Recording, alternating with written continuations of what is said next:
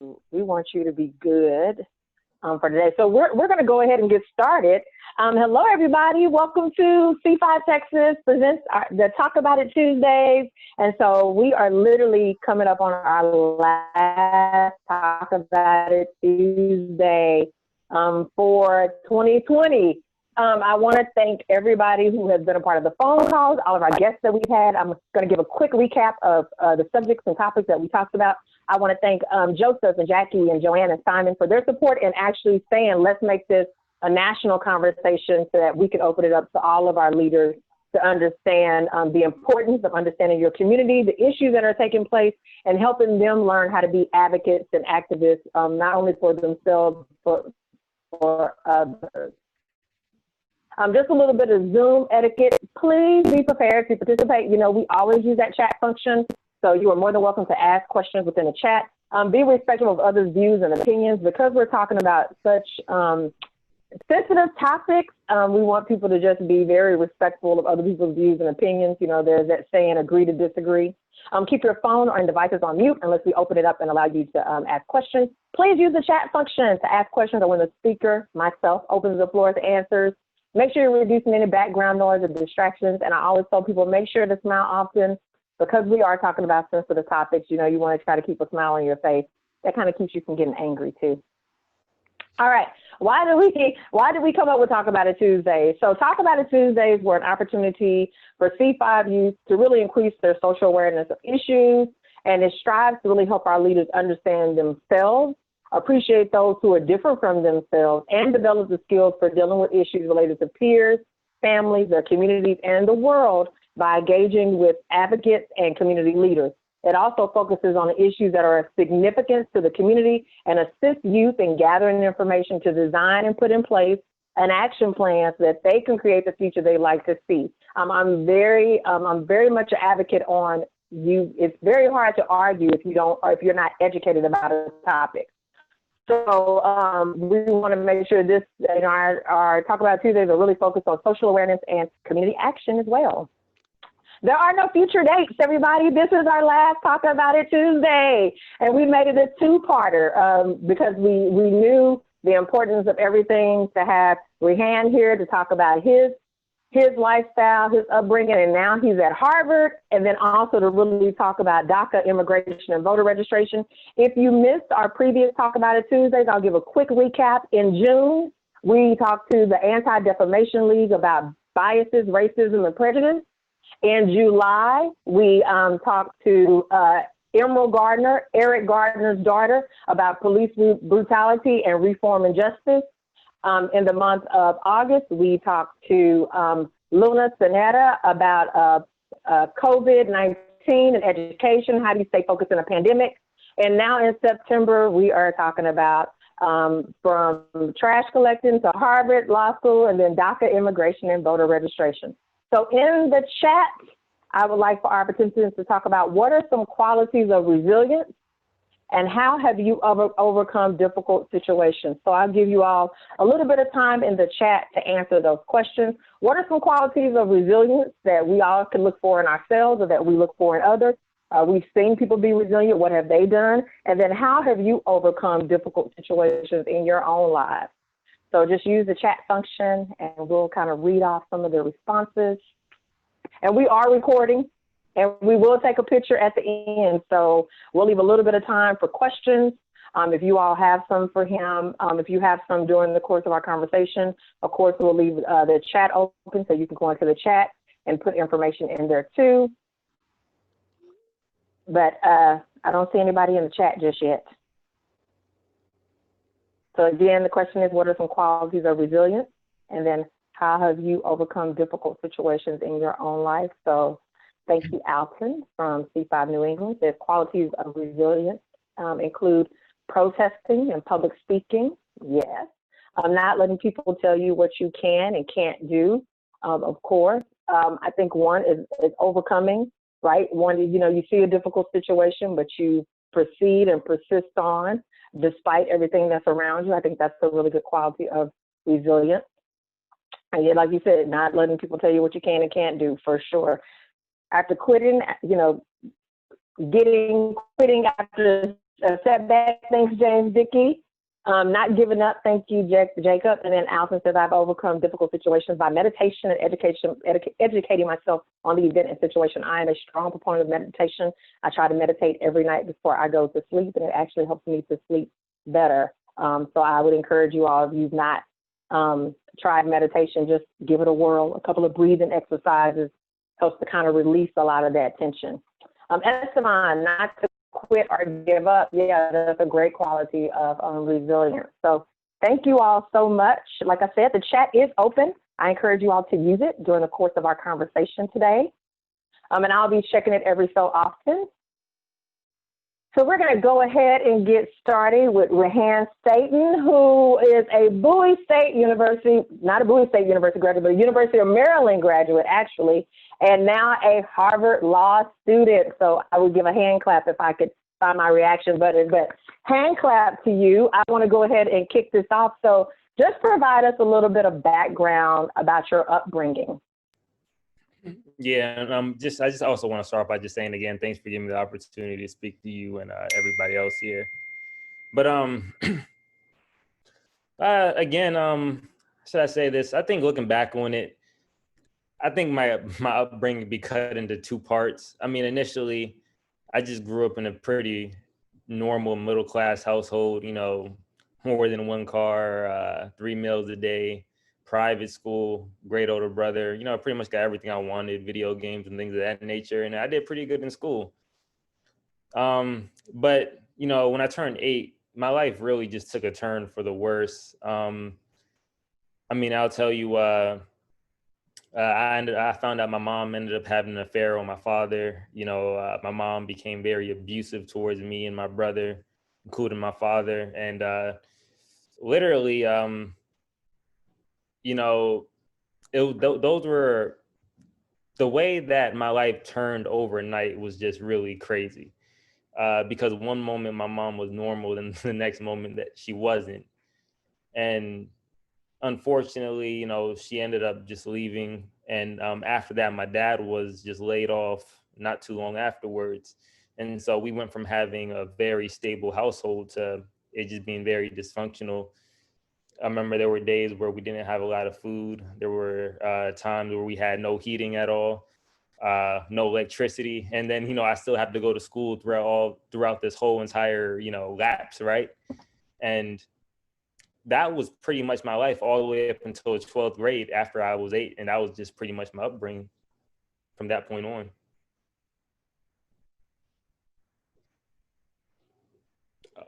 I cannot hear you. Sorry. Where did you grow up? What city did you grow up in? I grew up in Bowie, Maryland. That's a suburb right outside of Washington, D.C. Okay. So when you were growing up, all this is happening around you. Was college even a factor? Were you even thinking about college at that time? No. I mean, initially on, like I said, I just thought I was going to, you know, go to college, things, all that nature, things that your parents just kind of put into you and you just kind of run with it. Afterwards, you know, and I didn't see college in sights at all. The only person who might have even mentioned it to me was my dad, but you know, what else are parents supposed to say, right? So college was just not in my sights at all. Oh my goodness gracious. But I know that you were really involved in sports when you were growing up. And did you think that would be a way to kind of get out of the situation you were in once your mom had left? 100%. That was like my ticket, my key to just, you know, progress my life, just not only for myself, but for my dad, for my brother. And not only did I think that, everyone told me that. You know, even my teachers told me that. And I just really bought into this thing where, and not only just bought into it, it's just something I really, like, it became my idol, the thought of sports being my salvation, right? And I just believe in it to the utmost. It was my truth every single day. And then you end up having an injury. You end up injuring your rotator cuff. Didn't necessarily have the insurance to get that taken care of. How old were you when that happened? 18. It was my senior year of high school. Senior year. So did So did that have a bearing on your grades? Because I read that you really didn't make great grades in middle school. You didn't make great grades. I think was your way out of poverty, so you didn't take much stock into education at the time. Actually, not. I mean, I think it's more of like a two-part answer. I could say that was like going on beneath the surface, but I think I didn't get good grades because I was hungry. I didn't get good grades because I was cold during the winter. I didn't get good grades because I may not come home to. I mean, there's so many times I've seen it, like again, housing insecurities. There were times we were like maybe a week away from losing our home, and then even on top of that, then you have teachers who, again, I remember in seventh grade, not a professor, but my seventh grade teacher told me, not told me, but there was a whole conference. He explicitly said I belonged in special education, compared my brain to a cabinet, one that gets jammed. He said, Rehan's brain works like a cabinet. We stick these files in it, but once we close it, we can't open it back up.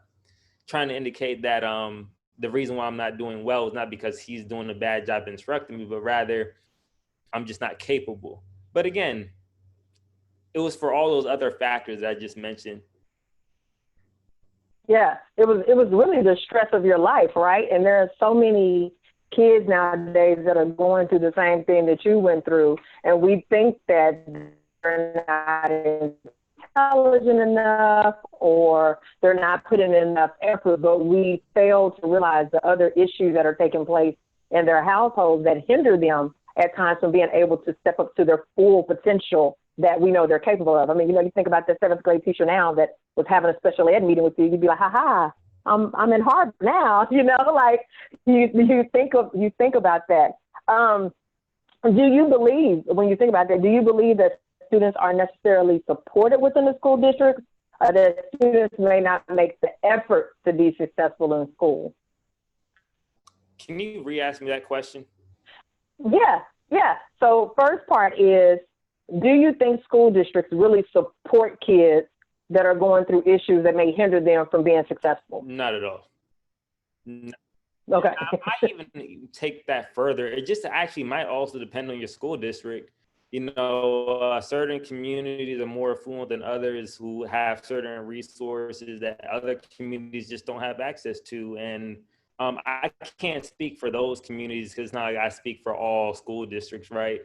But at least for the school districts that I'm aware of, that just has not been my experience with experience of others that I've seen. So the teachers weren't even paying attention to what was happening to you, were they? Not at all. I mean, again, I was just the individual who came to class and I didn't perform well in school, but to them, I was this great athlete, and that's all I was more or less seen as. A great athlete, right? And we see a lot of that too, where there are so many young men and women that play football well. They're the basketball star, they're the track star, but nobody puts any effort into their education and trying to make that a mainstay. Because if they get hurt, what is their plan B? And did you, at 18, what was your plan B? Plan B was to go work for a sanitation company to support my father. Yeah, that was pretty much all you had, right? Yeah, but even though that was all I had, that was the greatest thing I ever had, honestly. And so even when I say that's all I had, that was the greatest decision of my entire life. And again, that was the first time I was ever surrounded by people who just really embraced me and adored me just for being me. They didn't see me as an athlete. They see me as a kid to be intelligent based on their own metrics, told me to go be great, and connected me with the resources that I needed.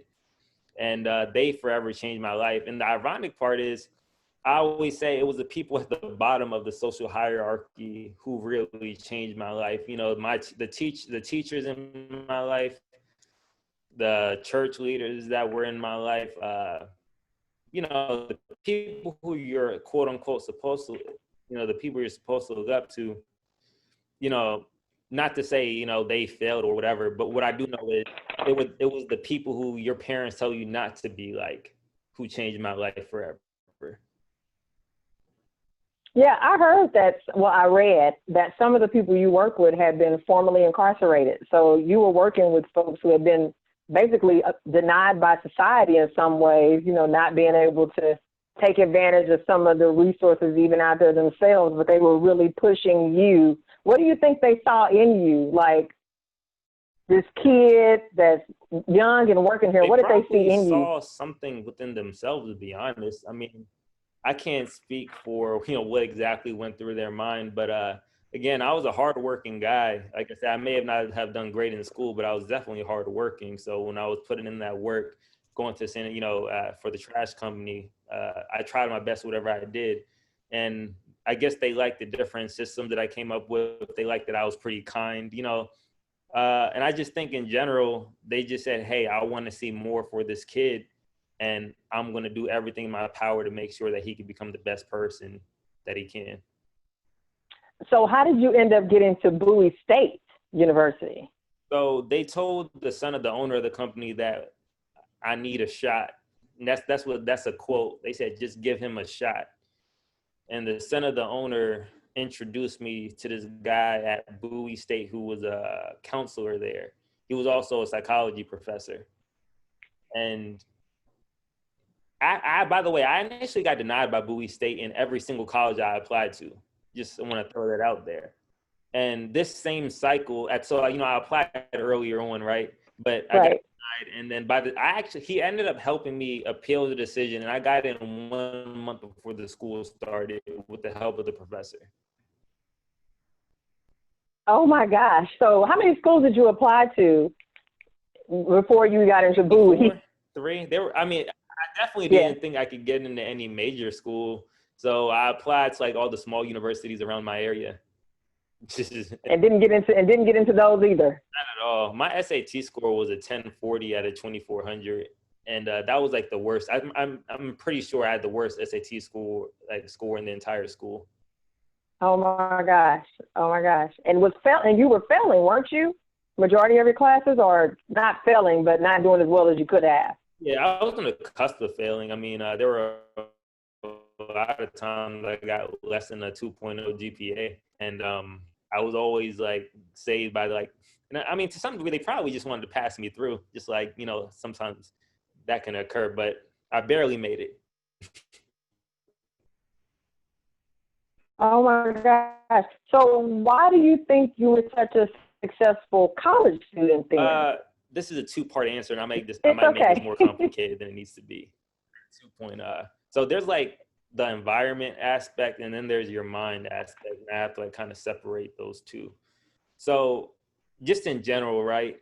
After I was helped by the sanitation workers, and then by the professor at the university, the professor surrounded me by a lot of students who were succeeding at high levels at the college and who were also popular.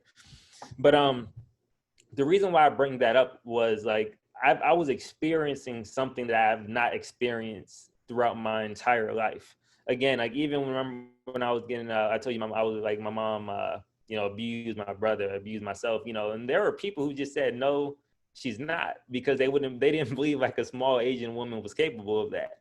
So I even learned about race at a very young age, and how people could even perceive my dad, who's this very giant guy, and the stereotypes that were associated with him, right? So saying that to say, I was very angry and upset for a lot of different reasons. So going back to mentality, there's the world that you perceive, right? It's it's not necessarily true, but it's your truth. Right.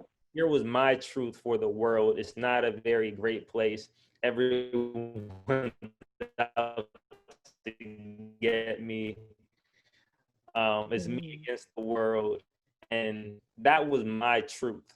But then outside of your world, there's an objective world out here that there's just I don't know, I don't really know what to even kind of call it, but there's just the world outside of how you perceive it, outside of your biases, outside of your wants, your desires. There's just this objective world that exists. And through the help of again, I was helped by people who were formerly incarcerated. I was helped by the people at the bottom of the social hierarchy who you're supposed to stay away from.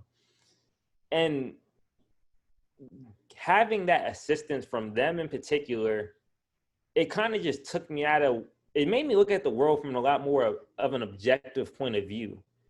It said, wow, like I had all these, because again, like even though I'm saying like, you know, they were at the bottom of the social hierarchy, I didn't initially look at them as role models. I looked at them the same way everyone else does. It just showed me that the world, for better or for worse, is not necessarily how I perceive it to be. And then, even though I don't think, you know, the world is necessarily a like objectively nice world, but there's a lot of kindness and niceness within it. And I can't carry around my anger, bitterness from my past and really project it onto everyone else in my life. And that gave me a lot of healing I had to do internally that allowed me to move past my traumas, or at least be able to deal with them better. And then outside of that mental capacity, like then I just had, you know, for the first time I had a family, you know, the people at the sanitation company, the people at Bowie State, all the mentors that I ended up getting that I never had in my life before that, outside the context of sports. I had mentors in sports and I ended up being very great at that until my injury. Then like, and now I had it in academic sense and look what followed. And that's why at the end of the day, I just think it, you know, it just takes a village to raise a kid. It takes a village to bring the most out of someone. You can't do it alone. I don't believe you can. And it was the first time I truly had community. So sorry for that long, complicated answer, but.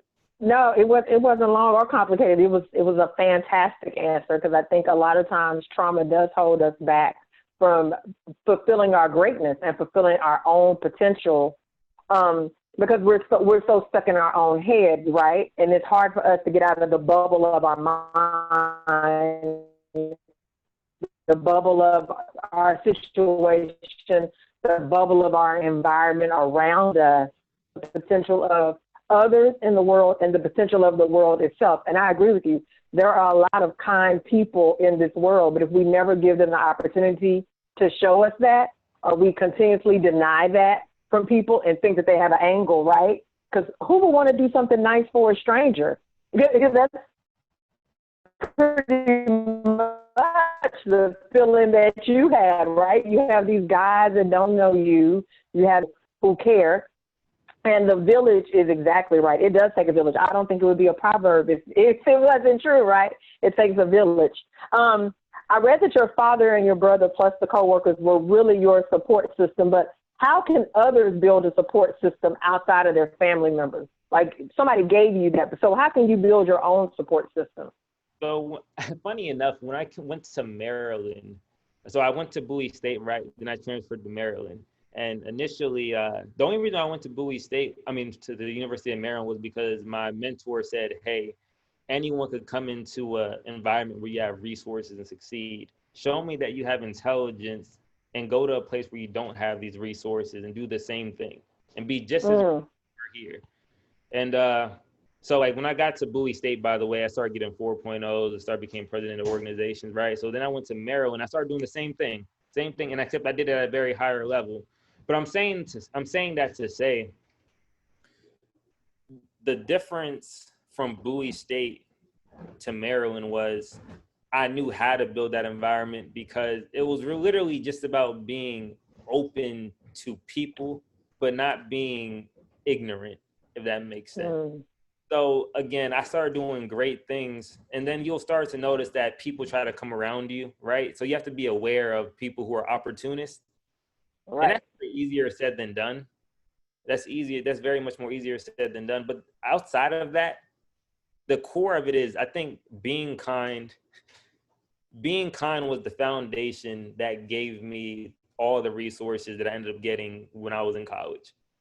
And that's different than being nice, by the way. Like being nice is, hey, if somebody comes up to me and I say, hey, you have nice hair, but the second they walk away, I'm talking trash about their hair. You know, like anyone could be nice and give like fake compliments, but I really, just as much as I wanted people to invest into me, I had to invest into other people the same way. And then that was reciprocated. And literally that's how I built my community. Fun fact, when I got to Bowie State, when I got to University of Maryland, I just started to go around my college, right? Because, university is like a bunch of colleges put together. and my college was the College of Arts and Humanities, I would just go to that office all the time, just offer my assistance, just talk to people, talk to the janitors, talk to the front office people, and just, treat everyone just, very kindly. And literally opportunities came in abundance from that. And people wanted to see you win just because you are being kind. And as much as as simple as that sounds, kindness is something that's really, it's not as normal as you would like them very well. And they'll make sure that that is reciprocated. It's easier said than done, right? Yeah, because a lot of people are motivated by a quid pro quo, and that's like pretty much just saying, I want this for that. And literally a lot of people are always out to see what can they get from something instead of just doing something from the kindness of their heart, right? And when you are able just to kind of offer, just yourself to someone without wanting anything in return outside of just seeing somebody else win, I really think that just makes a world of difference, because that's what worked for me, right? Right. The way people treated me, I just wanted to make sure I gave it to other people from that point on, and it just came back full circle every time. Yeah, that's definitely easier said than done. I think we all assume that we're kind, but I think, Pat, that you scratched my abundance as you were really talking about. How did things change? I heard that you gave the valedictorian speech, or was it the graduation speech at the University of Maryland when you graduated? Yes, I gave the commencement speech. Commencement speech. I was not the valedictorian. That would have been cool. What was the question? I said, so I heard that you gave the commencement speech at the University of Maryland. Kind of, how did that even come about? So this is funny again. You know how I talked about being kind? Literally, so the thing went out, the message went out for it. So if you had a certain GPA and some other factors, you got a email that's saying you qualify, so apply if you want. So like when that message went out, my entire college knew that I was eligible because, they see the administrative stuff, right? Right. The entire college got back. I don't even know how to put this in a word. My entire college had my back, from the administration, the dean, to the students, like my major, everyone had my back. And literally, I just went and shot my shot. I sent the application, which just consisted of my transcript, my resume, and a personal statement on why did I feel as though I had something to offer in regards like a speech, what would be something that I have to offer. And I went for the interview, and then it came down to me and 4 people. And she said, just so you know, in the interview, she said I did something that was just a little different. I actually spent a lot of time asking her questions. 20 minutes of the interview was like more of a reciprocated process where I asked a lot of questions about her as well. But that's just kind of my nature, right? I mean, I can't say that's going to work for everyone, but it was just a pretty odd way of how I ended up getting it. But I will still chalk it up to I was just kind. So that may be a cop-out answer, but literally, I was just kind. And qualified, right? Because you wouldn't even have that chance, that opportunity, if you didn't have the grades, you hadn't been involved, you hadn't been talking to people across your college, that you wouldn't even been eligible to do it. So whether say when you get ready or stay ready, you were ready. You were ready for the opportunity that came your way. So then, what'd you say? I think, I guess, the reason why I say kind, just so I could just let it be known. Yeah. So I did put in the work, had great grades, had so many leadership positions, really had just a really great resume altogether. But so was everyone else, right? And cause when you're applying to Harvard, again, I happen to get in, but I can guarantee you, in the event where I didn't get in, somebody else who took my place was just as qualified. Sometimes it's really nice to be great on paper. It's really nice to have achievements, you know, and they're all fun and dandy. You know, just like those trophies, it's really important that character, that we value the character of an individual as just as much as we do the accolades. Just because in my personal experience for myself, I feel as though my character is what really put me over the edge in some of these competitions, such as the I don't know how those other interviews went with those other individuals, but I just know when people highlight me and talk about me, they always just talk about my reciprocative nature, my kindness, and things of that nature, right? So just saying, so yeah, you're right 100% that I was 100% ready, but just so was everybody else. That was Right, exactly. Yeah, exactly. No, and character is a big thing. We can't say, we have to understand that as well, as that it's not just about the grades and what you've been involved in, but it's also who you are as a person and what do you present out to the world as well. So now, how did Harvard Law School even come? How did law school even come about? See, so sophomore year. Okay, so fun fact, actually there's like 3 parts. My dad always told me that he thought I was gonna become an attorney when I grew up. And I don't know why. My dad always told me he always thought I'd be an attorney one day. And this is back when I was messing up in school. So I used to be like, Dad, you're tripping. I used to tell him that all the time, you're tripping. Because I don't even know why you're saying that. And so that was an idea that was always in the back of my mind. Just never believed it. Then the people at the sanitation company changed my life, and they were all 100% of them were formerly incarcerated. So that was my first face of the judicial system from the standpoint of being surrounded by people who were actually incarcerated, right? At such a level. I had such a close view on it. And again, I met a whole bunch of people. Like, you know, I met someone who actually got shot in the face by a police officer. And I met drug kingpins. I met like so many different people at that sanitation company that all had, and like, you know, the law was connected to it in some way, shape, or form. Moving over to Bowie State, sophomore year, you know, I'm a history major. I don't want to become a professor anymore at this point. At first I thought I wanted to become a history professor, but then I started to really get involved with my community, and I just thought law was the way that I was going to make the changes in my particular community, and that was going to be the way I gave back to society, was through the legal field.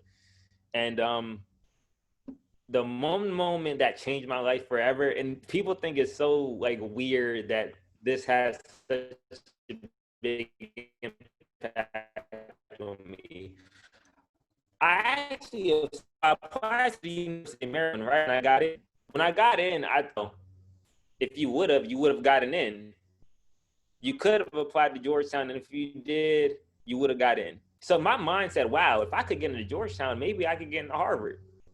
And all because he told me that I could and that I was capable, I took that comment and I ran with it. I just ran with it. And then at that point, I just said Harvard. Oh my gosh. And I saw that you got into Harvard, Pepperdine. What other schools did you get into? Harvard, Pepperdine, Columbia, University of Pennsylvania, and USC. So what made you choose Harvard? Well, actually, I chose USC. Okay. USC was my dream school, and that's a long story. No need to get into that. But for one reason or another, USC was my dream school, right? And I was going to accept the offer and everything. I loved the scholarship. I loved everything. However, I sent them a message dealing with the pandemic, and for some reason, my email got lost in cyberspace. There's no record of my email, and I was waiting for them to respond. And while I was waiting for them to respond, I built a relationship with Harvard and some of the other schools. But I built such a great relationship with Harvard, I ended up just going to Harvard, because by the time USC got back to me,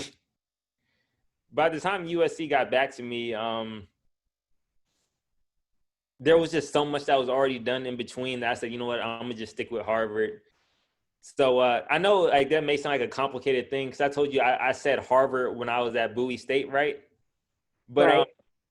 I visited the schools, but USC was my dream school in high school. And it also ended up, when I visited the campus, all those feelings came back again. Mm. My goal was to get into Harvard, but go to USC. But because of the way things panned out, I just went to Harvard, and it ended up working. Right. I heard you have a full scholarship to Harvard. Is that true, or is it partial? How is that working out? Well, that's a complicated answer. Meaning, so when I got accepted, Harvard. Fact about Harvard is Harvard doesn't give full rides. Okay. So no matter what, if you go to Harvard, everyone's coming out with debt unless you are able to pay the. I qualified for a grant, but then because of the story breaking out, I ended up, got a call from Tyler Perry. Tyler Perry Tyler Perry paid for my first year. There was a GoFundMe that got set up, and that thing ended up getting close to $200,000, and that was for my school as well. So Harvard didn't give me a full ride, but Tyler Perry and then the United States and a lot of the people in it just donated to me. I'm going to pay for your school. Like, what was that feeling? Funny enough, I was sitting right here when Tyler Perry called me, and I was on FaceTime with my friend Olivia. She's actually in here right now, by the way. She goes to Harvard. Hey, Olivia. She goes to Harvard too. She's been saving me too. But with that being said, though, I was talking to Olivia. Next thing I know, I get a call from Georgia, and I'm like, I don't really know anyone from Georgia, but I just assumed it was a reporter. Pick up the phone. I'm like, hey, how are you doing? This is Rehan. He said, hey, this is Tyler Perry. And then I'm just kind of like, I don't got time for this joke. You know what I'm saying? Like, so I was just like, what's going on? But then he did the Medea voice and everything. It was, oh, dang, this is Tyler Perry. I got super excited. I'm like, oh, Tyler Perry, I'm your biggest fan. My tone switched real quick. Oh, dang. I was like, wow, and saying all that to say that's how it went. And I was just, literally like my heart dropped because, he's such a pioneer. Jesse, became a billionaire. He's just look where he came from, right? Right. That, so he's just another living example that just keep fighting for the life that you want. And then it'll probably come together if you give it your all. I think you're a living example of that. Like, you're a living example of that same thing. I mean, to think about living in a middle-class household, mom and dad, and then your mom then starts to be abusive towards everybody. And the way that you've come from being a CDF student to now commencement speaker for the University of Maryland, a Harvard law student, you are a living example yourself of what determination, perseverance looks like in somebody too. So we are so proud to be able to talk to you. We're going to open it up for questions. So if you have any questions, you can literally take yourself off mute and ask a question, or if you want to ask it in the chat, we'll allow you to do that as well. I'm going to ask you this question too. What does resilience look like? Wait, was to you? Oh, yeah, to you. Yeah, to you. Sorry. Yeah. What does resilience look like to you? I think resilience is, let me see. There's a quote that I really, really, really, really like, right? And it's a Muhammad Ali quote, and I just think this speaks to resilience. He said, I hated every minute of training, and I just think at the end of the day, when you get knocked down, I don't care if if you have to jog, if you can't jog, walk, crawl if you have to, or even slither. And if you need somebody's help, have somebody carry you for a little bit. Because, there's nothing wrong with taking a knee if you need backup. Because, we can't do this thing alone. And I just think resilience is essentially just keep going. By the way, I do want to say one thing. A lot of people don't talk about what happened to me after I graduated. I graduated commencement speaker, had all the job opportunities in the world, right? There were things from Wall Street, there were things in Australia. But nobody talks about none of the media outlets mentioned that I got really sick after graduation, and literally I was sick for about 9 months in 2019, and I lost every single job opportunity that I had. We almost lost the house because we had to pay for me to get food, and again, we couldn't afford healthcare. So, and I had such a weird condition that a normal doctor couldn't help me, but we just couldn't afford the specialist. So I had to literally sit on that couch all throughout 2019, just really ill. I went from 150 pounds to 119 pounds. And literally, the only reason why I ended up even applying to law school was because my cousin came over. He's a landscaper, or he does a lot of landscaping work, and but he visited me every single day, and he literally looked me in the eyes and said, "Look, Rehan," and then this is really tough to hear when I'm like sick, but he literally said, "Look, I know you're hurt. I know you're sick. He even said, yo, bro, you might be dying." Like, I mean, literally, like, not to even make it funny, but like, right. He said, "Look, the doctors can't help you, and literally all you got right now is you and yourself." He said, "Just do something." And so if that was just apply to Harvard just to keep my mind busy from just what I was dealing with.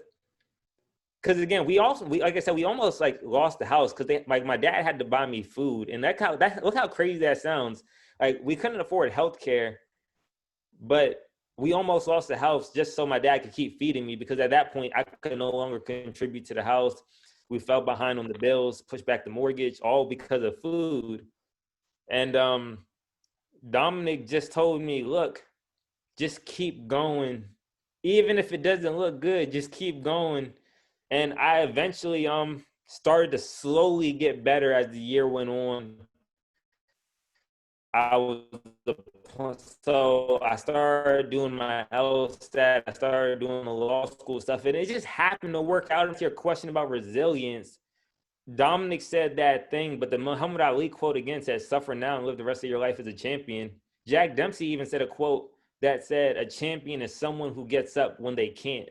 And those are all just quotes that I hold in my heart, just because even looking back at my childhood, whether it was sports, whether it was school, doing a trash company, my life wouldn't have progressed if I just stayed still in that predicament. You got to either find help, because I wouldn't have been able to do without Dominic, the sanitation workers. So find help when you need it, cry when you need to cry, vent when you need to vent, but also keep moving as long as you're able to.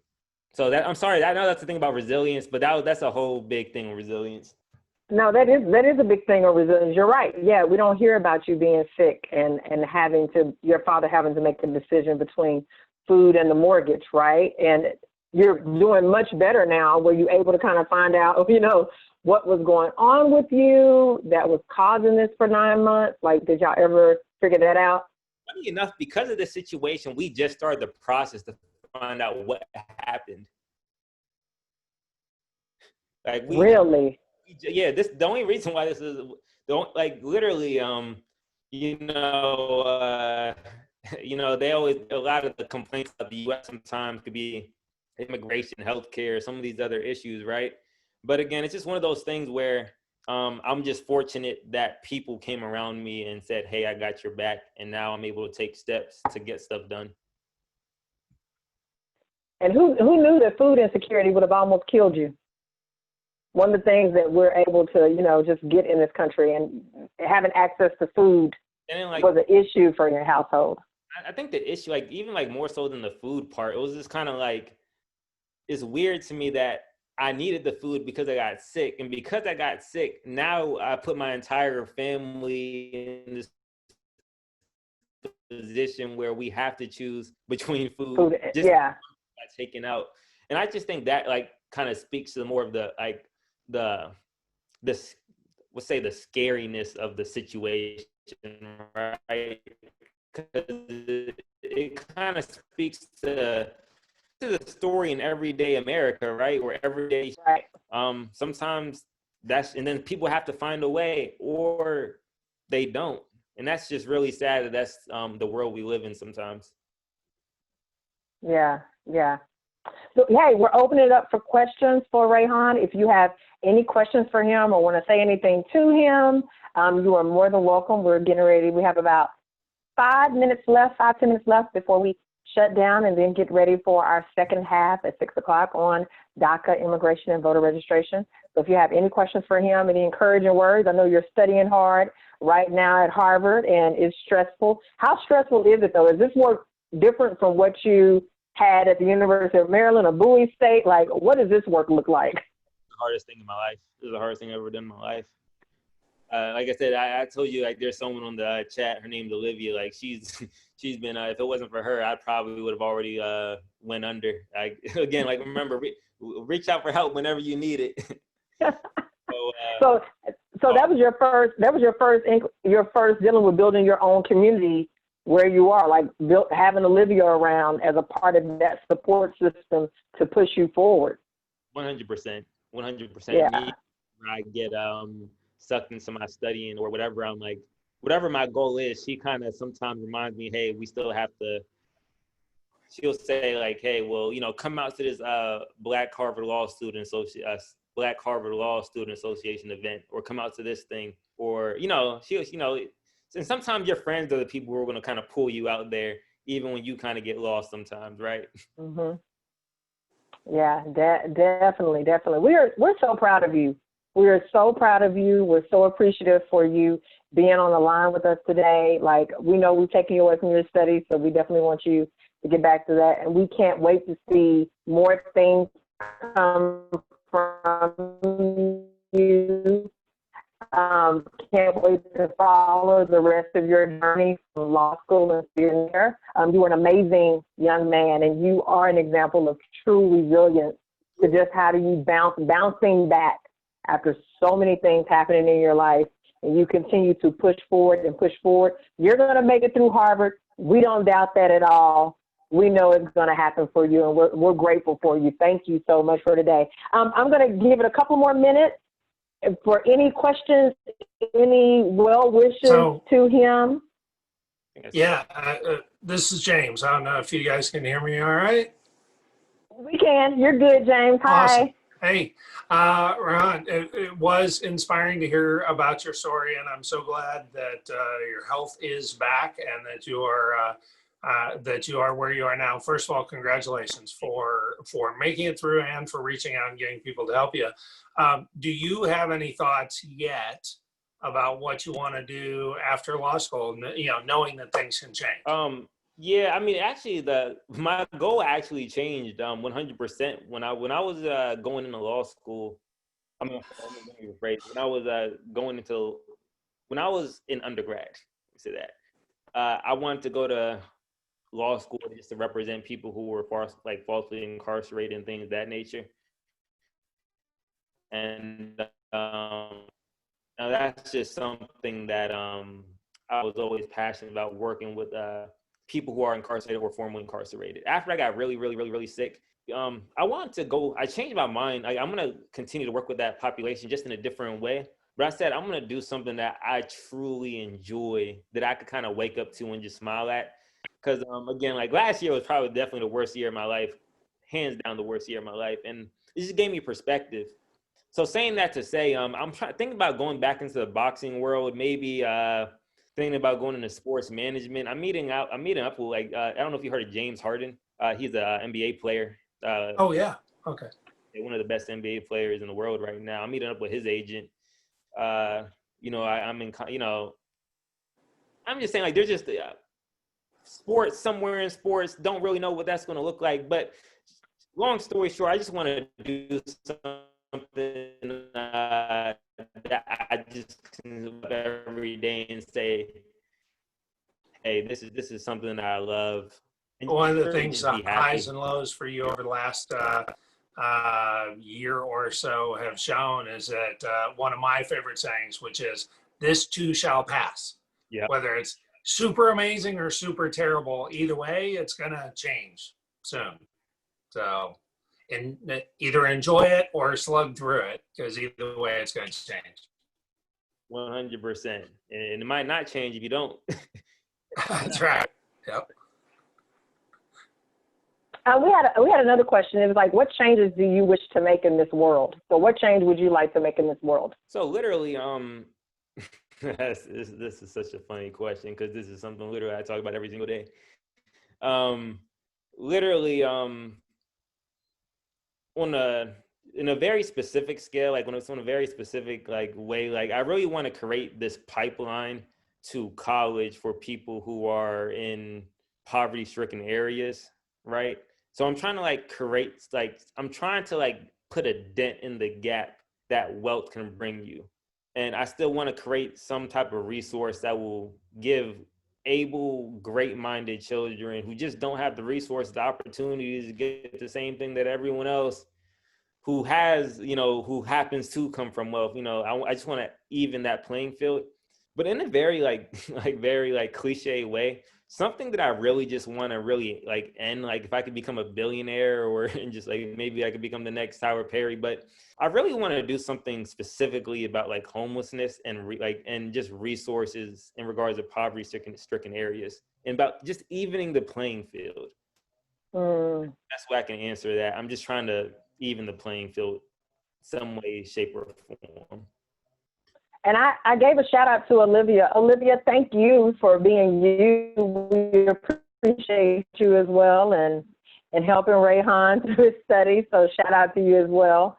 Any additional questions before we move on from here and then start our next session? And Rehan, thank you again for being on the line. We appreciate you. Thank you, thank you, thank you. Just so you know, in case like no one else has anything to say, just as you guys are saying thank you to me, I mean, I really want to tell you all thank you as well. It was really nice to be able to kind of get away from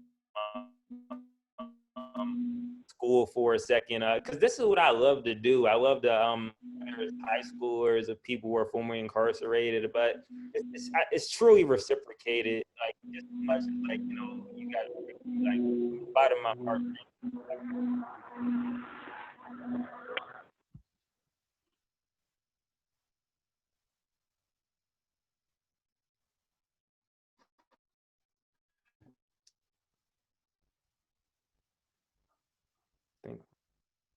Everybody, if you want to stay on, you are more than welcome to stay on and join us at 6 o'clock, where we'll have Irma Reyes from the Mexican American Legislative Caucus. And then we have Nessie, who will be coming to talk to us from Faith in Texas about voter registration and the things that we can do in our own communities to assist with voter registration along the way. Rehan, thank you so much again. We appreciate you.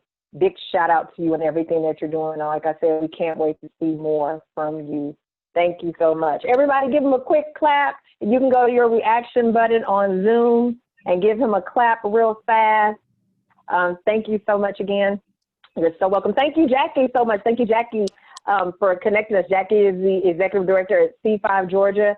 So thank you, Jackie, for your assistance in getting us connected with Rehan.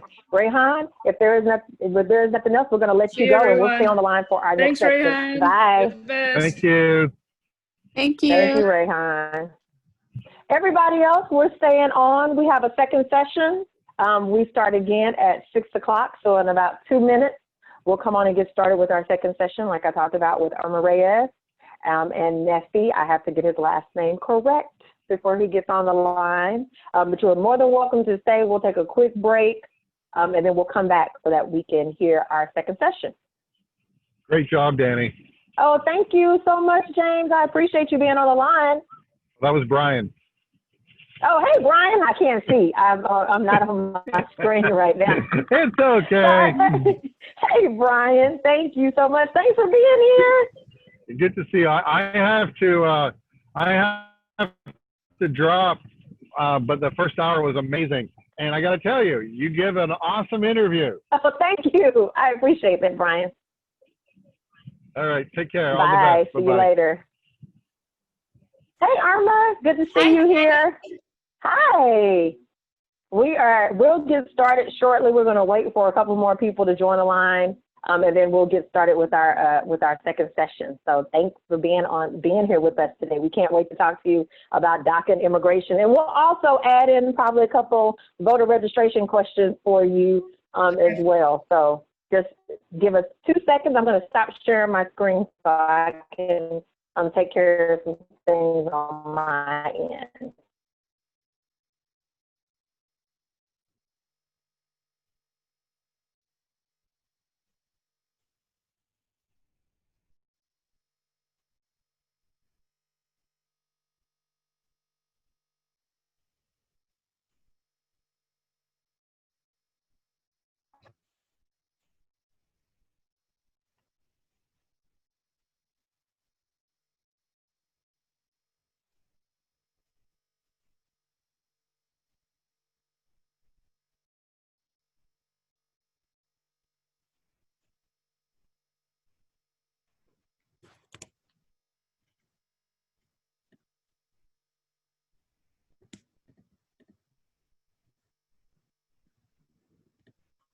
All right, everybody, we're going to get started again. It is 6:01, so we are here for our final Talk About It Tuesday. We have had so much fun on our Talk About It Tuesday since June. Just to give a little bit of background, I kind of came up with this. There was conversations. I remember one of our leaders, races, especially when we need to have some definition around that, and that really kicked off our Talk About It Tuesdays, and making sure that our leaders really understood what they were talking about before they said anything, because I really believe that you got to be educated, and if you want to be an activist or advocate for anybody in the community, you need to know what you're talking about. And so Talk About It Tuesday kind of came about, and we had it set for 4 months. We started in June, July, August, and then our last one is in September, and we made it a two-parter. So if you weren't here at 5 o'clock, we had Rehan Staton, who is a young man who grew up in Bowie, Maryland, had some difficult situations throughout his own life, and now he is at Harvard Law School as a student, first-year student law student there. So if you want to look up more information about him, you can definitely do that. His name is Rehan Staton, R-E-H-A-N Staton. And then also we are recording this session, so we'll be sharing it out to anybody who would like to see it. It'll also be on the C5 Texas YouTube channel as well. So let's get started. We are using Zoom, so we have a couple of Zoom etiquette. We ask you to please be ready to participate. Be respectful of other views and opinions, because we're talking about so many sensitive topics. I always ask people to be respectful. Keep your phones and devices on mute. We will be using the chat function, so you're more than welcome to get in the chat function and ask questions. Or when I open up the floor, you can take your phone off of mute and continue to engage with us. Reduce any background noise or distraction. And I always tell people, make sure to smile often, because we are talking about sensitive topics. When you have a mean look on your face, it kind of conjures up some other feelings and emotions. So I just encourage people to keep a smile on your face throughout it all. Our Talk About It Tuesdays, like I said, they're an opportunity for our C5 youth to increase their social awareness of issues, and it strives to help our leaders understand themselves, appreciate those who are different from themselves, and develop the skills for dealing with issues related to their peers, families, their communities, and the world by engaging with advocates and community leaders. It also allows them to focus on issues that are of significance to the community and assist youth in gathering information to begin and put in place an action plan so that they can create the future they like to see. So it focuses on two of C5 national program focuses, which is social awareness and community action, along with leadership skills, college and career preparation, and professional development too. There are no future dates. This is our last Talk About It Tuesday.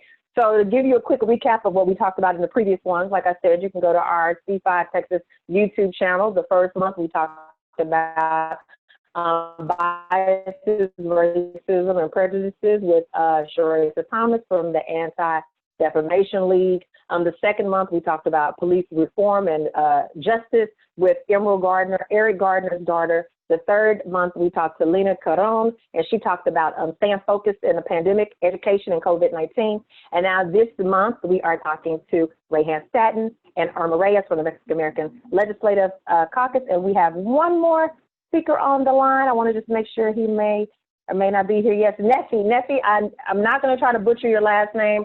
I'm going to wait until I do a formal introduction and then allow you to pronounce it for me so that I can get it correct. So that was my previous one. Let me click over. So now I want you all to ask a question. In the chat, do you know anyone who is impacted by DACA? And if so, how can we support them? and why is it important to vote? So you can answer one of those two questions in the chat line. Do you know anyone who is impacted by DACA? And if so, how can we support them? And then why is it important to vote? So allow you all some time to go into the chat line and kind of answer that.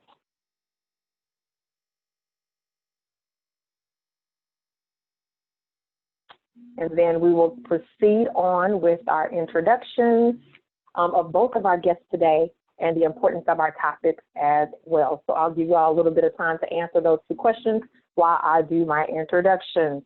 So Irma Reyes is the caucus director at the Mexican American Legislative Caucus.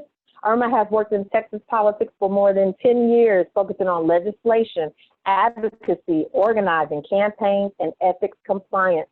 Irma began her career as a Texas legislator in 2010 and now has 5 sessions of legislative experience, as well as 3 cycles of campaign experience, including presidential, statewide, congressional, and judicial campaigns.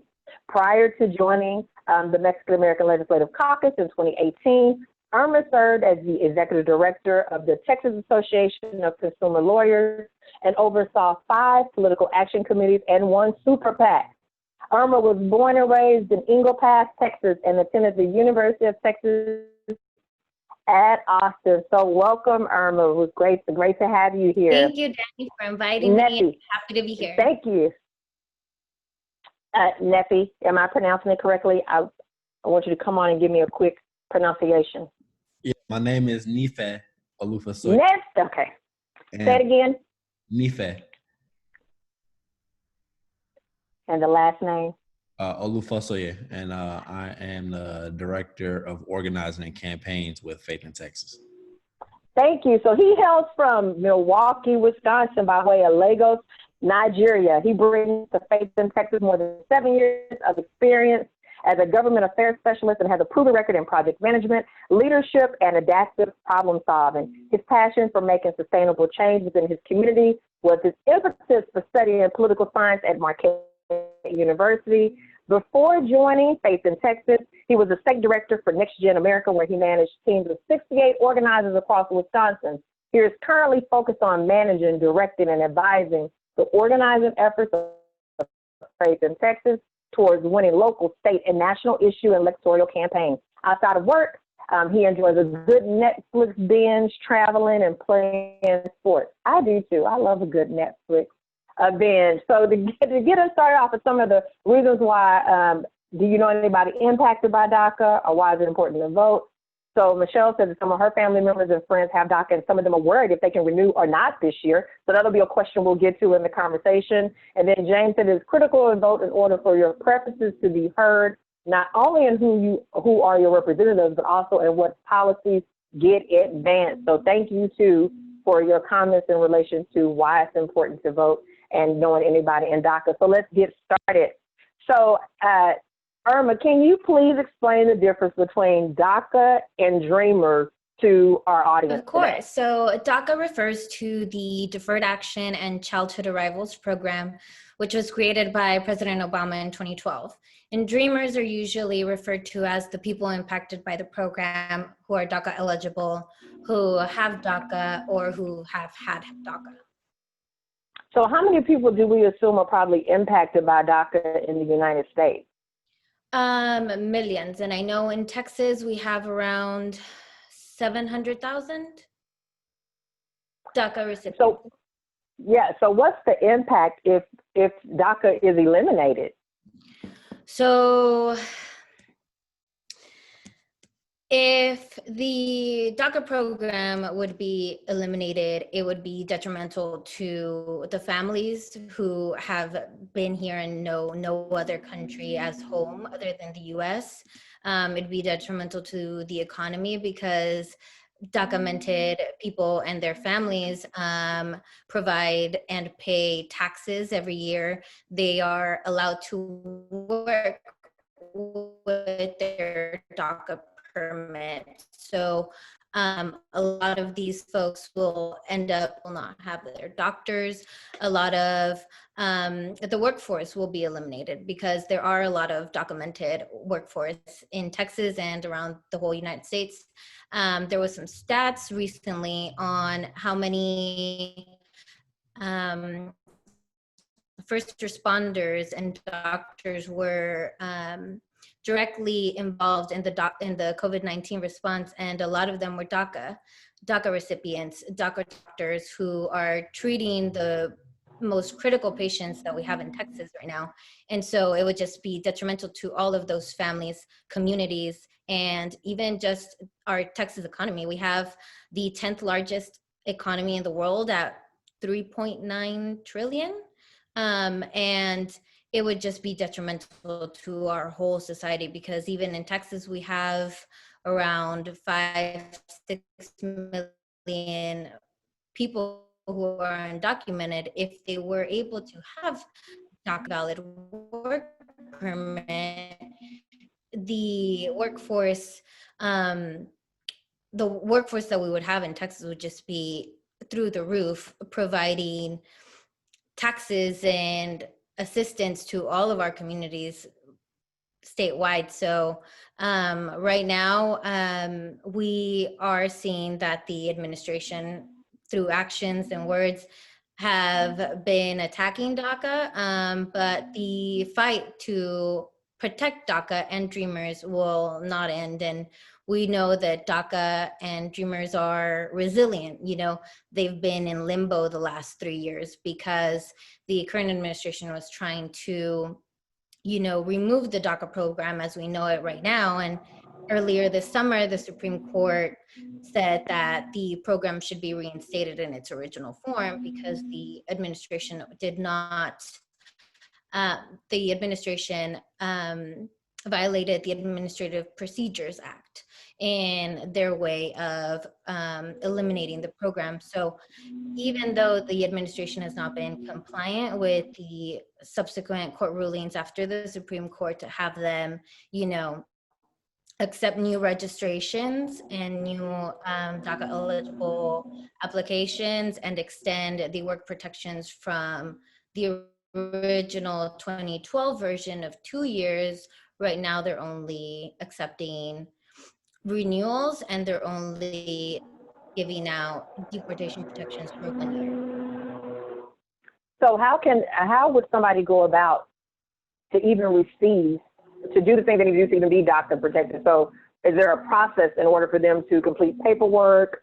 So, because I know one of our leaders talked about, well, I have family members that are in limbo right now. What can they do? So I would suggest reaching out to an attorney, an immigration attorney, to see what avenues are available, because every family is different, right? And so there's a lot of organizations who are extremely helpful with that process. United We Dream is one of the largest nationwide organizations that help Dreamers and DACA-mented folks. And they even have funds for folks who are DACA eligible to access for legal representation and trying to access the application and filling it out and all of those resources. Oh, United We okay. Dream. We want to make sure we have some resources for our leaders to share with their family members as well. What resources? So we think about a lot of our leaders were probably undocumented and they're getting ready to go off to college. They're applying to college, and we know the DACA has an impact on them being able to apply for and get into college. So what can they do in order to, be protected as far as them going to school and applying for college and things like that? So currently, Dreamers receive temporary protection from deportation. They receive work authorization cards, and there are other resources that vary by state, such as in-state tuition and state financial aid and certain driver's license permits. In Texas, we do have in-state tuition protection for undocumented people, regardless of status. So that was actually a huge milestone that I think was passed almost at least 8-10 years ago.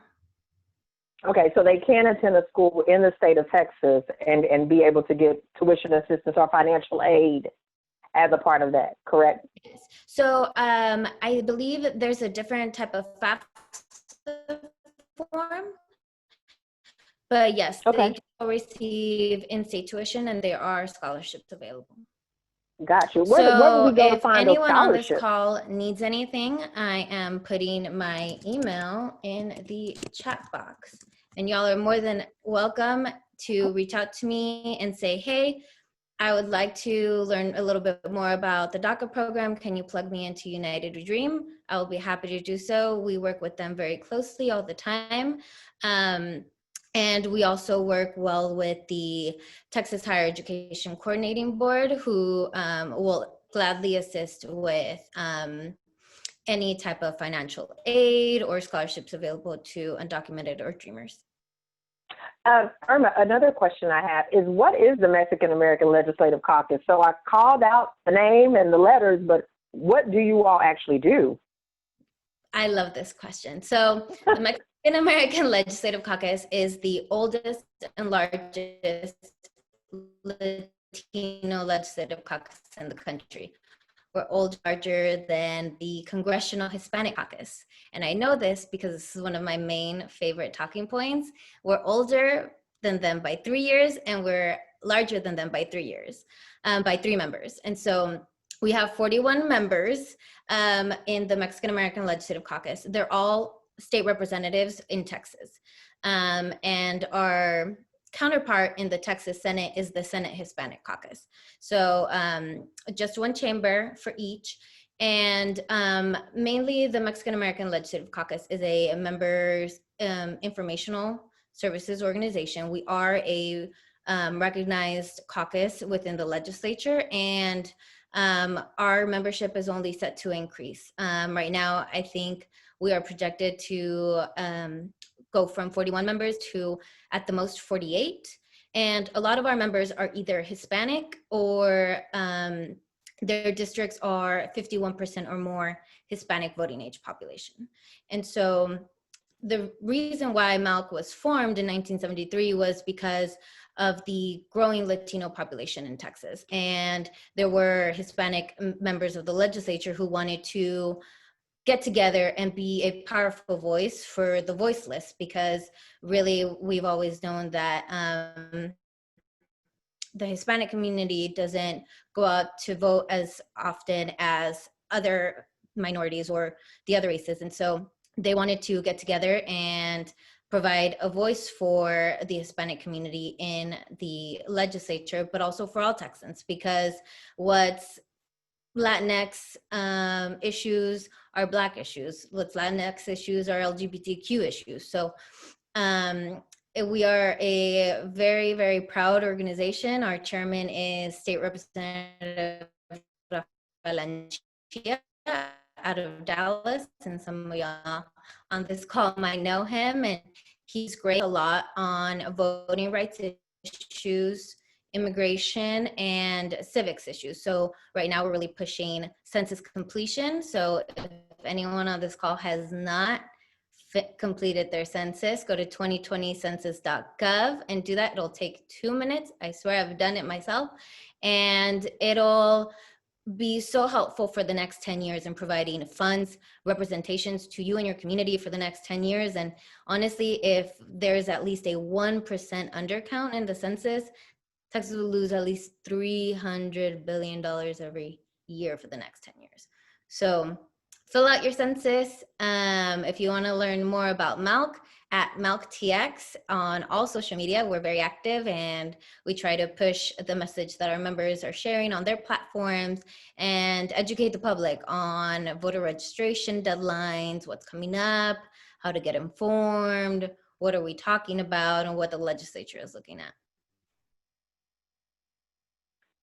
Thank you, Irma. Stay on the line because some of these questions that I'm going to ask Nefe are also related to you too. So Nefe, thank you so much for being here today. We appreciate you. I know you're filling in for Akila over at Faith in Texas, so we appreciate your time. One question I want to ask both of you is the question I asked our own participants: why is voting important, especially now? Yeah, I think, before I could answer that question, first I want to say thank you all for having me on the call today. I'm filling in for Akila, our executive director, our fearless leader as well. But just to answer the question, let's get into the history of voting a little bit.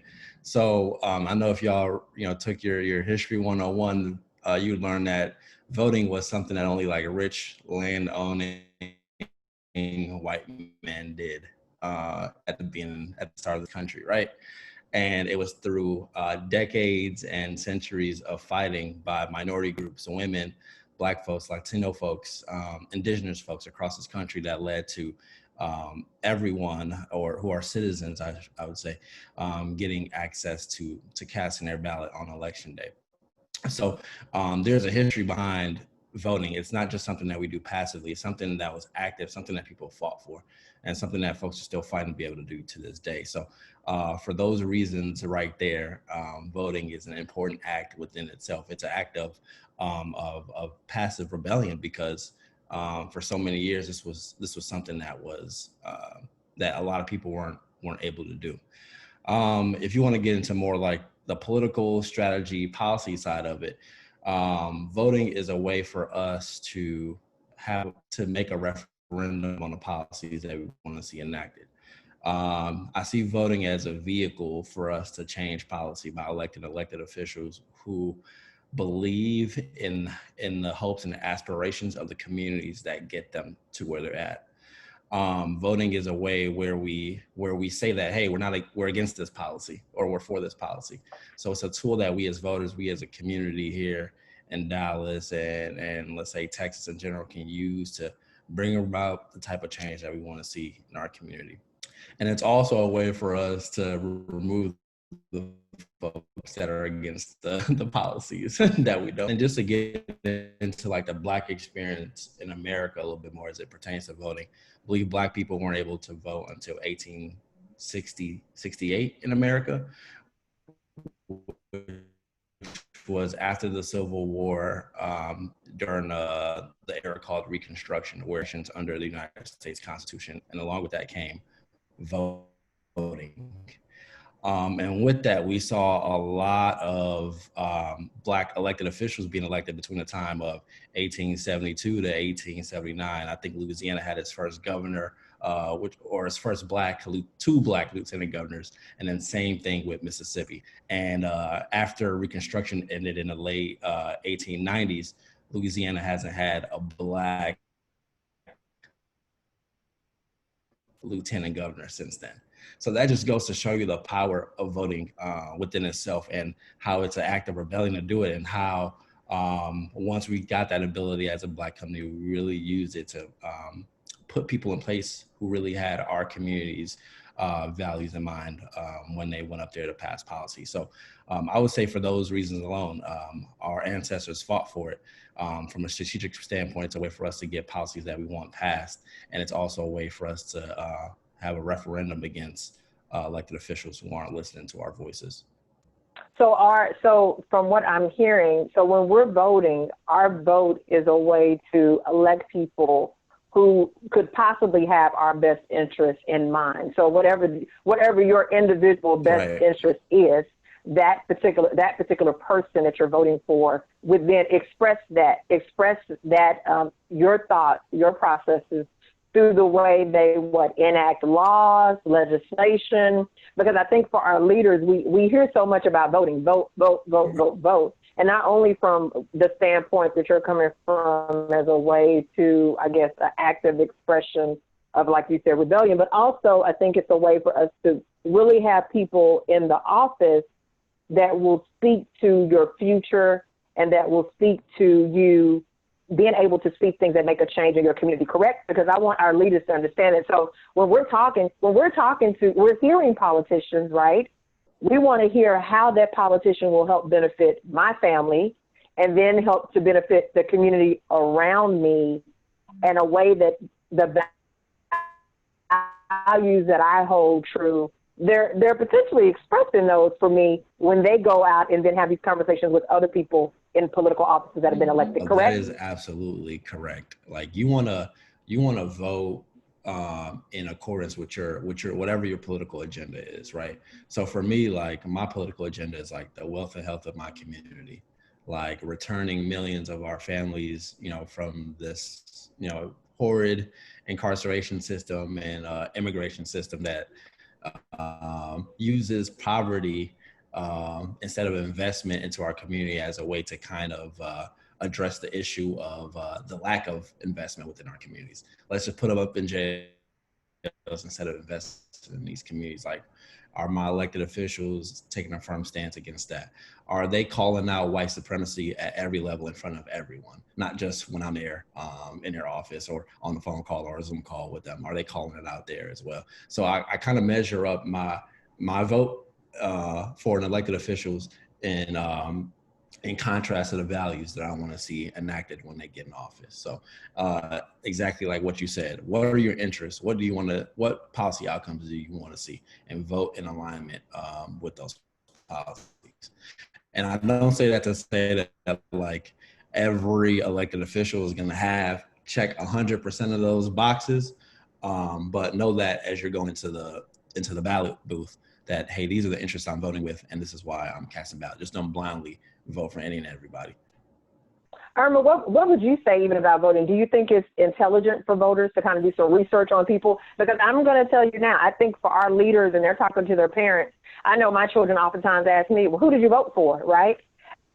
And I try my best to be very educated about the ballot, who's on the ballot, so that I'm just not blindly scratching the name, right, because I'm required to put a name in. So how important is it for our leaders to understand the importance of researching who you may consider voting for? Yeah, that's a great question, because right now this is the first election in Texas where we will not have the ability to do straight ticket party voting. So a lot of times in the past and in huge metroplexes like Dallas and Houston, a lot of times folks would just check the Republican straight ticket or Democratic straight ticket, and that'll, vote for everyone up and down the ballot on straight party. And if you want, you could, make sure to uncheck for the candidates that you like. But this year we won't have that option. So what we anticipate is we hope that everyone gets to learn about all of the candidates, from the top of the ballot, from president to US Senate to the Supreme Court candidates, to all the way down to your local races, because every single election is important, but this one is going to be the most important election of our lifetime. We've seen this on the current administration's attacks on DACA, which have been relentless. So even just on immigration issues or voting access issues, we should vote how we want our leaders to act in accordance to the policies that we hold dear. And that was beautifully said, because, there can't be any other constitutionally given right that gives us the most power other than our vote. So it's super important to know who is going to be at the top of the ticket. Do they align with your values? Do you want to vote for them? Are they going to change how our lives are lived right now? Are they going to follow science and do something about climate change? Are they going to follow science and do something tangible about COVID, a good COVID response? Are they going to make schools and higher education more accessible to everybody? Is there going to be a better paying living minimum wage? Because a lot of times, it's really not fair for folks to be working 2 to 3 full-time jobs just to make a living wage. And all of that can be fixed by voting. All of that can be fixed by voting.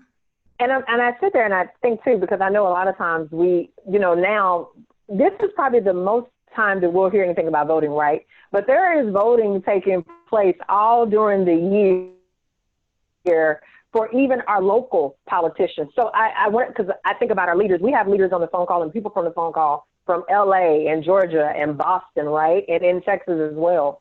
So when we talk about, so when we're going to go vote on November 4th, there will also be some local and state folks on the ballots as well.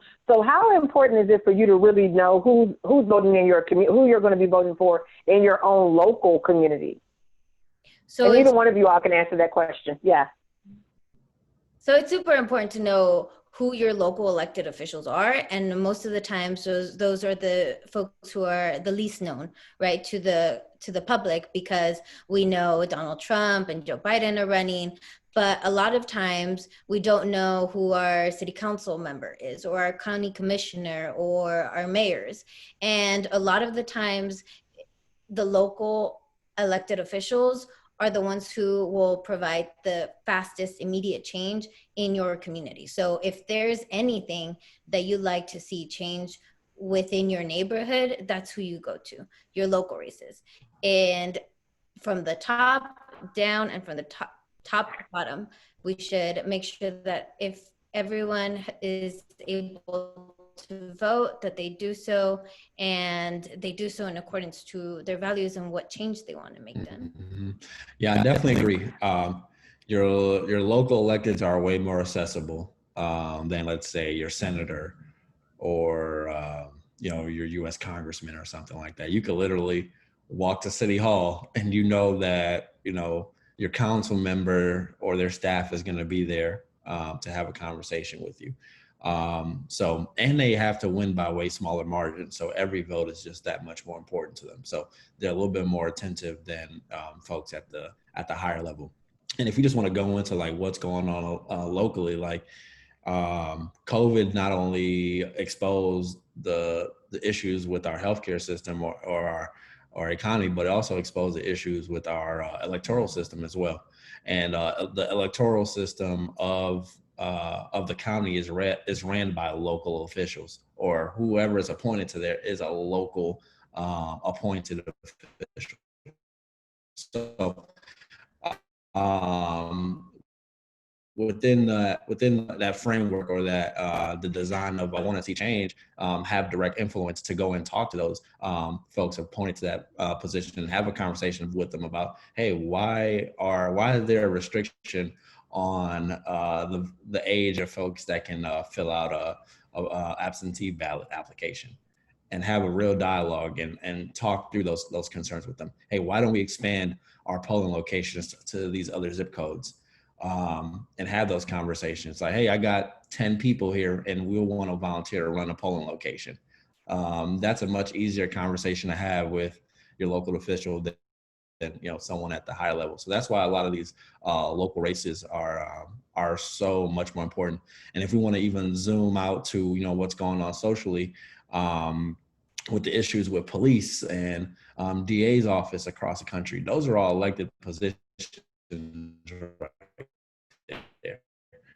And if we want to have a direct impact over our criminal justice system, one of the first ways we can do is that hold the values that we have as a community to enact justice in a swift but also proper manner. So I think when you think about voting and elections, the local races are just as important as the president or the vice president or any other national level seat. Okay. One thing I'm going to change it a little bit. I was doing some research and I saw that where it says American voter rates are really low. And considering we're one of the largest democracies in the world, our voter rates are low. We have a very low turnout. And they saw some of the largest turnouts in 2008 when 2016 when Barack Obama ran for president a second term. They then saw larger voter rates. But why do voter rates fluctuate so much? So why do in some years we see voter registration just really high, and then in other years we don't see the turnout? And I think about it from a local level too, right? So we put a lot of emphasis on the national presidency and those positions that we'll be voting for on November 4th. but then we don't necessarily always look at the lens of our local voting and numbers being so low then, though these people have direct contact in how you live your life, right?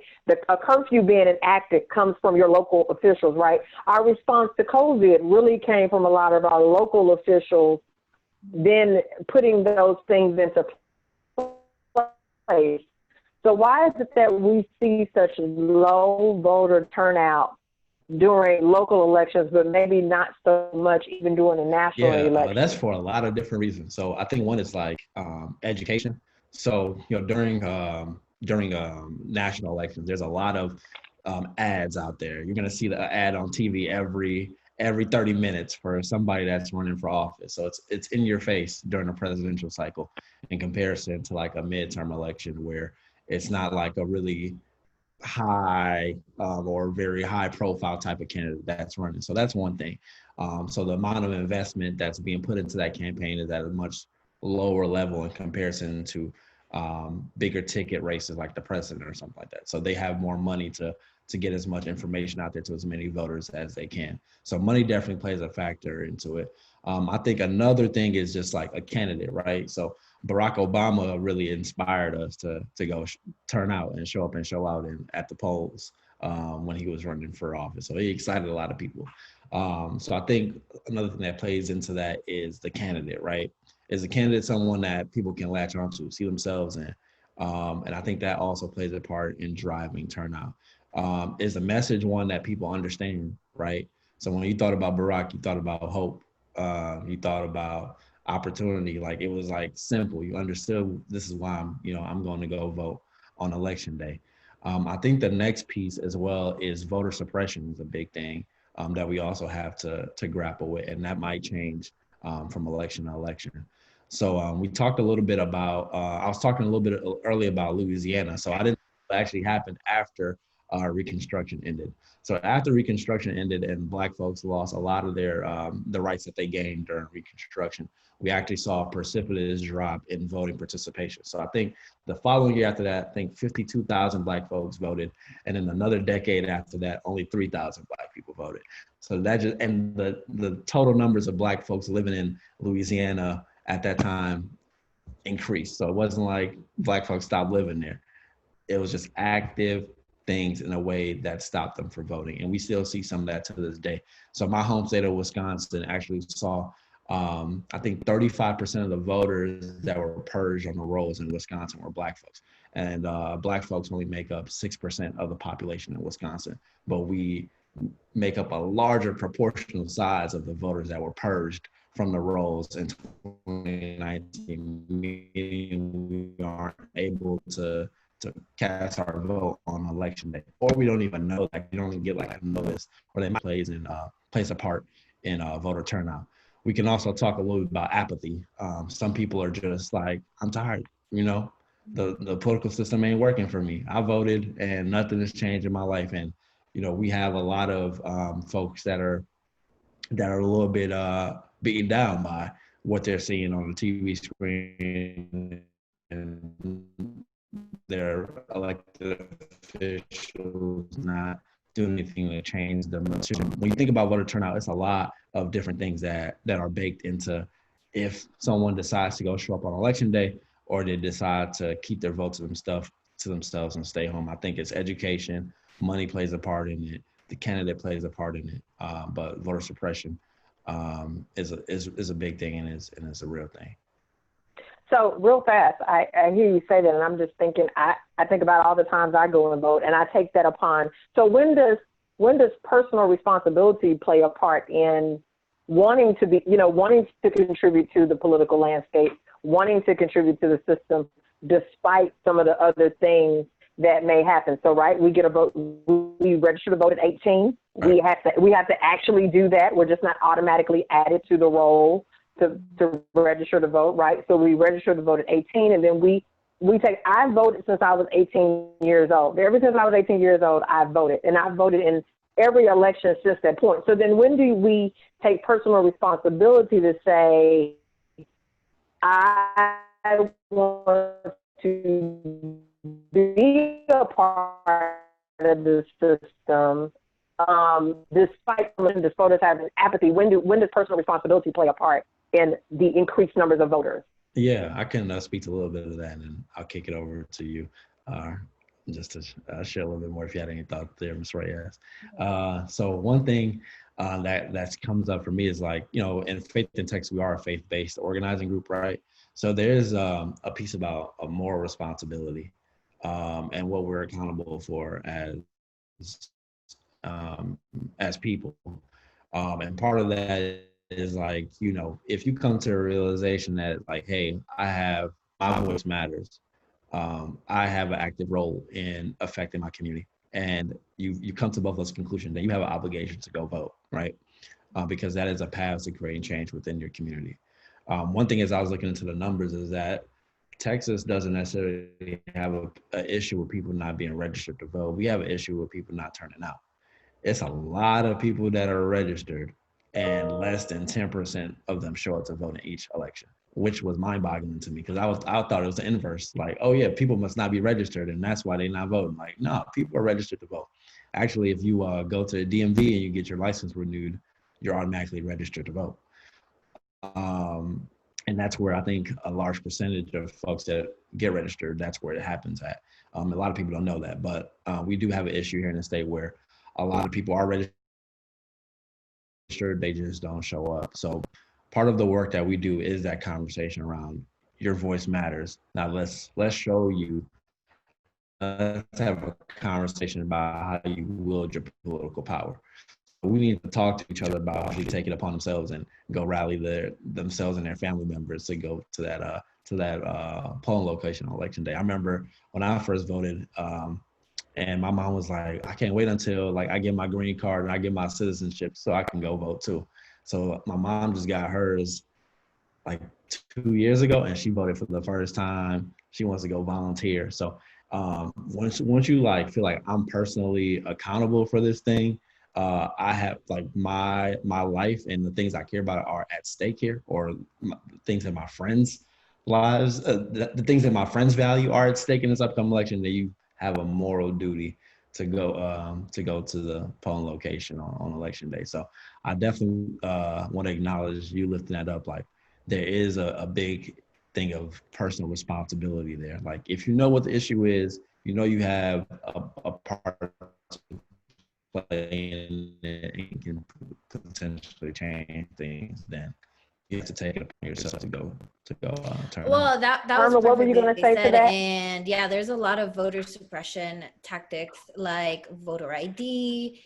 And last session, we saw a voter purge actually try to be attempted by the acting Secretary of State in Texas, and Milk was really involved in fighting against that. And by an act of God, it didn't go through, and hundreds of thousands of Texans were not taken off the voter rolls improperly. And so it is our civic duty, and there is still a lot of cynicism within people and their vote mattering, making a difference. But when we actually go vote and we see that there's the outcome that we wanted and other people voted along with us, it'll just open up the doors to a whole different world.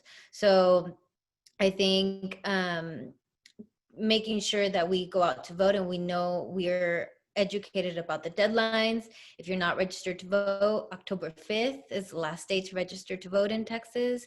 And we just have to make sure that we hold ourselves accountable to hold others accountable, because if we don't, we will not be able to make our voices heard for another 4 years. And we'll be in the same boat that we already were when we could have had an opportunity to change it. I've heard a lot on the news about mail-in ballots, absentee voting, early voting, convenience voting. Like, I'm hearing all these phrases, right? And I'm so confused as to what does this mean. So the first thing I've heard about is the mail-in voting. Like, oh, because of COVID, we may be mailing in our. I can dive into that a little bit. So just to give a baseline. So What are the deadlines to register to vote and submit your mail-in ballot? So early voting starts Tuesday, October 13th. So you can go, I think you can go to City Hall and you can vote right then and there. There are a bunch of other locations where you can do early voting at, and that goes through October 30th.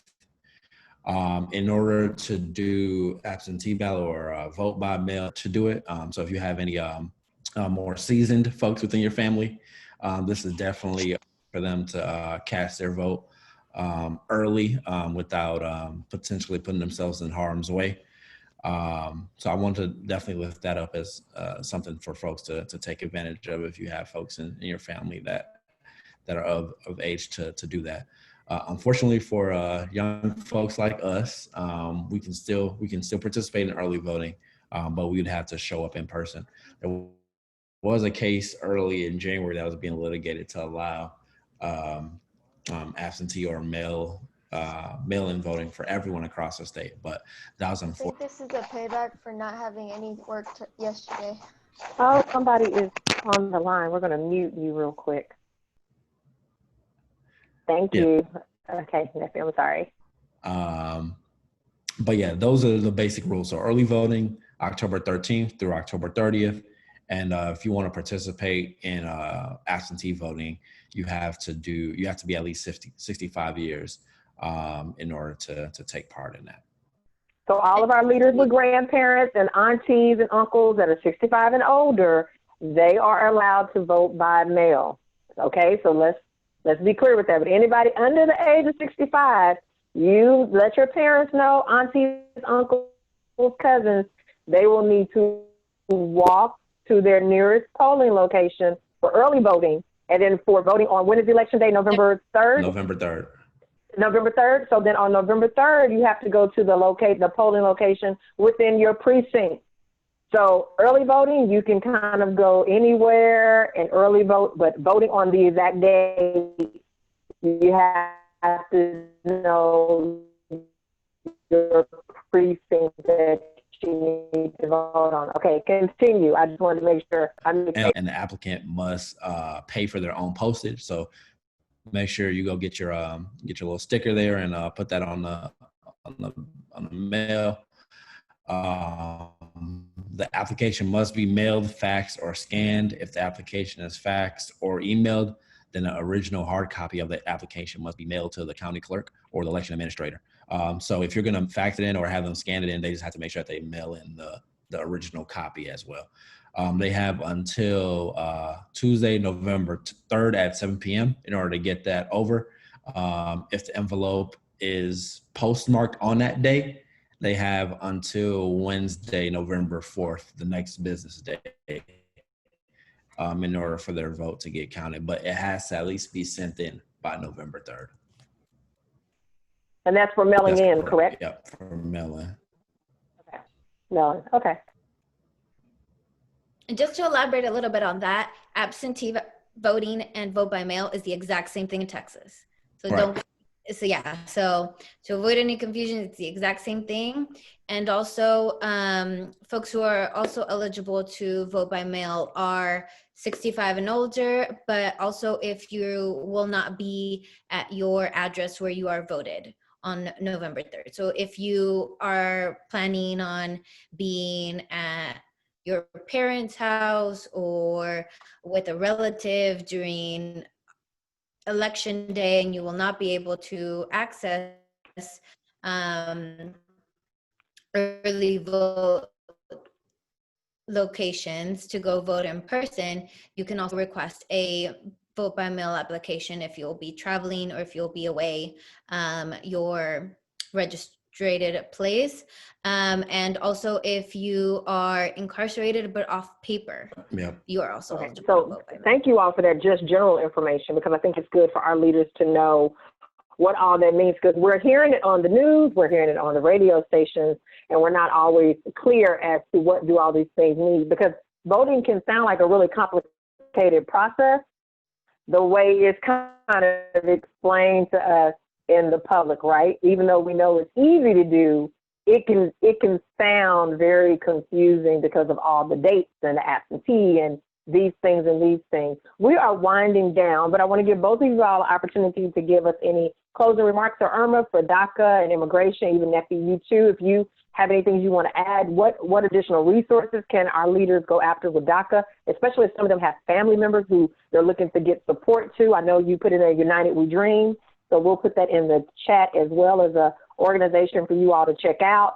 But what other resources are out there?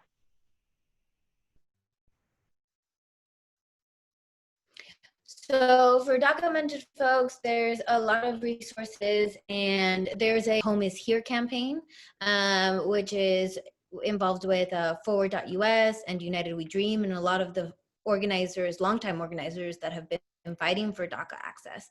And that is homeishere.org or .com. But feel free to use me as a resource.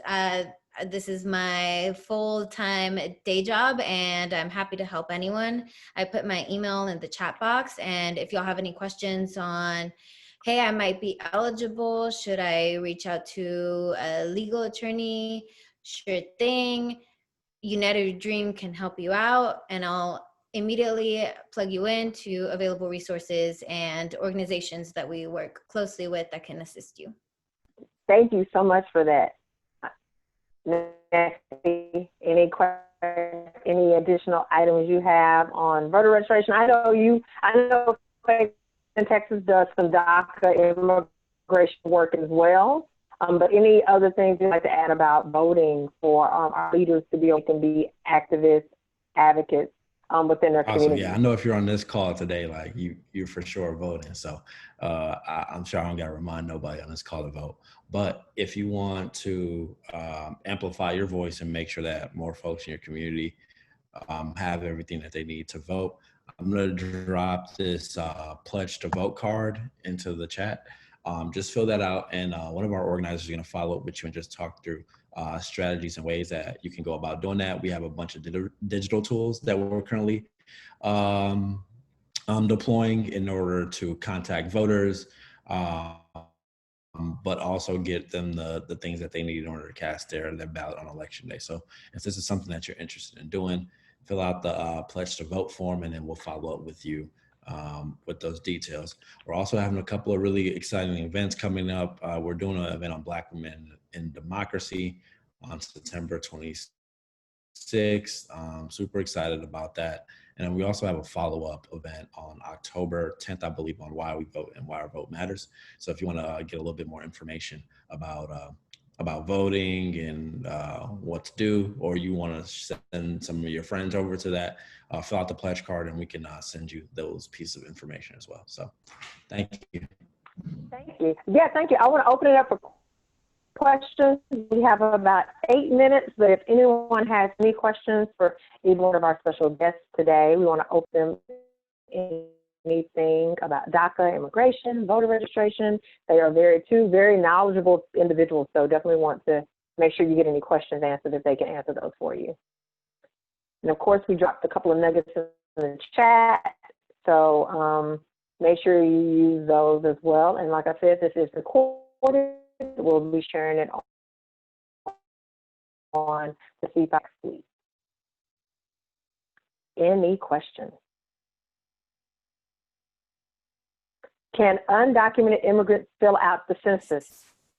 Yes, for sure. And there is no citizenship question on the census at all. And it's completely safe.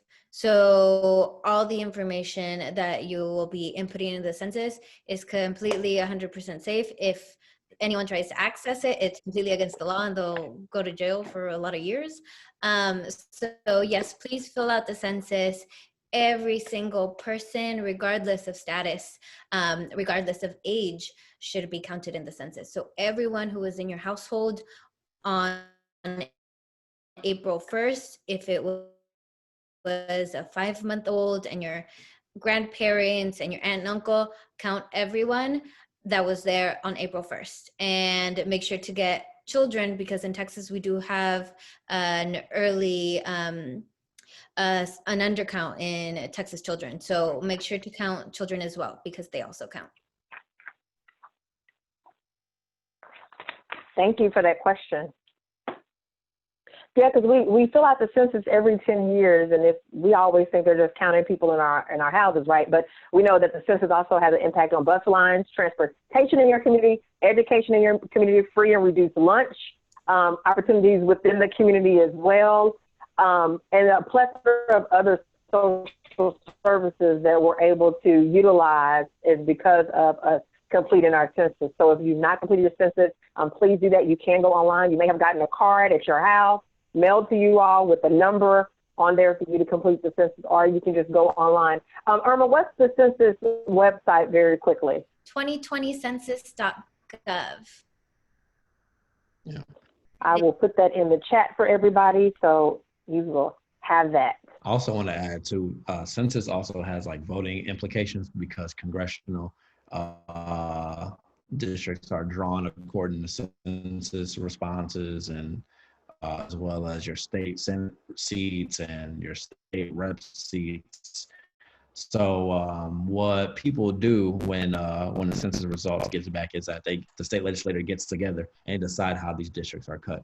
Unfortunately, what they like to do is cut it along party lines. So if they see like, oh, it's a bunch of progressive voters, I'll put air quotes there because usually it's like black and white communities. They're literally like draw a line through a community, black folks on one side, white folks on the other side, because they know black folks are more likely to vote for a Democrat or progressive candidate, and then they can kind of segment off white folks and then target them for messaging for conservative candidates. So when you think about the census, also think about it as a political thing as well, because it is used to determine how congressional districts and different electoral seats are being drawn. And that also has an implication for how results bear out on election day, because if you put a certain amount of voters in one type of district, then you increase the likelihood of a certain type of candidate being elected there. Well, so, I think what's interesting, I live in Duncanville, which is a suburb of Dallas County, and so there is a plethora of its diversity within our community.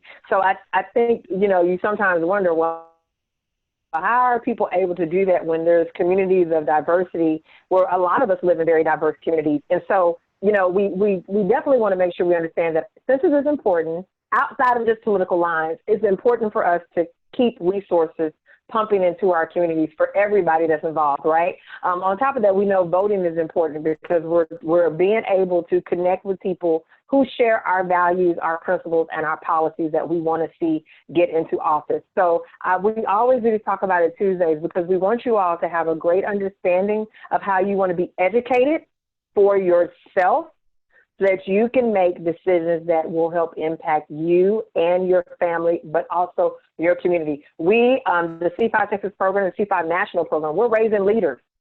And so it's hard to be a leader if you're not educated about things that are happening in your community and how they have impact on you.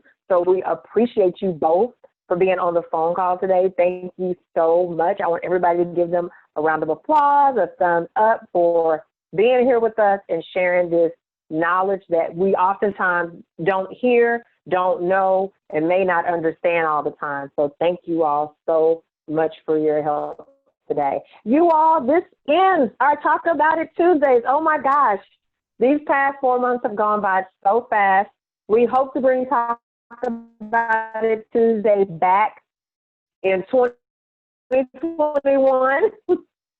In June, issues that are relevant not only to our leaders, but relevant to the communities that we work in, we play in, and we live in, so that you all can be the future leaders. You all are our future leaders. So if we're educating you all now, you'll be even better when time goes on, and you won't be an old woman like me who didn't know the difference between absentee and mail-in voting. So thank you all.